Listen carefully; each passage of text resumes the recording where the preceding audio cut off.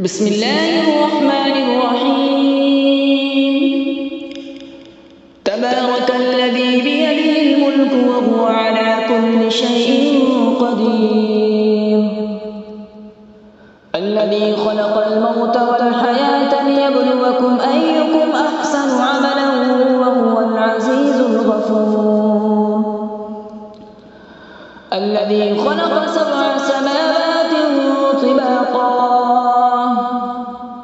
ما ترى في خلق الرحمن من تفاوت فارجع البصر هل ترى من فطور ثم ارجع البصر كرتين ينقلب إليك البصر خاسئا وهو حسير.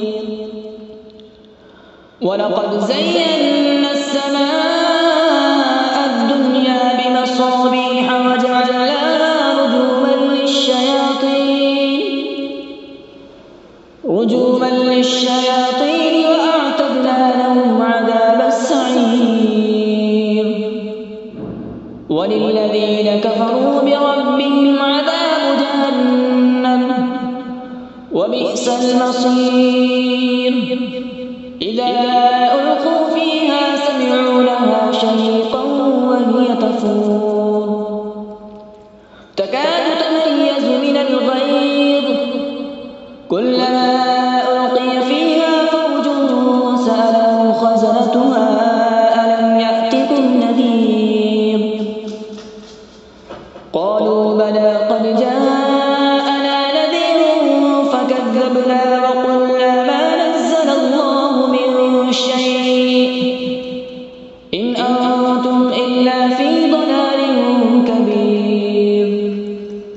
وقالوا لو كنا نسمع أو نعقل ما كنا في أصحاب السعير. فاعترفوا بذنبهم فسحقا لأصحاب السعير. إن الذين يخشون ربهم بالغيب لهم مغفرة وأجر كبير. وأسروا قولكم أو اجهروا به إنه عليم بذات الصدور. ألا يعلم من خلق وهو اللطيف الخبير. هو الذي جعل لكم الأرض ذلولا فامشوا في مناكبها وكلوا من رزقه وإليه النشور. أأمنتم من في السماء أن يخسف بكم الأرض فإذا هي تمور أم أمنتم من في السماء أن يرسل عليكم حاصبا فستعلمون كيف نذير. ولقد كذب الذين من قبلهم فكيف كان نكير. أولم يروا إلى الطير فوقهم صافات ويقبض ما يمسكهن إلا الرحمن إنه بكل شيء بصير. أمن هذا الذي هو جند لكم ينصركم من دون الرحمن إن الكافرون إلا في غرور. أمن هذا الذي يرزقكم إن أمسك رزقه بل لجوا في عتو ونفور. أفمن يمشي مكبا على وجهه أهدى أمن يمشي سويا على صراط مستقيم. قل هو الذي أنشأكم وجعل لكم السمع والأبصار والأفئدة قليلا ما تشكرون. قل هو الذي ذرأكم في الأرض وإليه تحشرون. ويقولون متى هذا الوعد إن كنتم صادقين.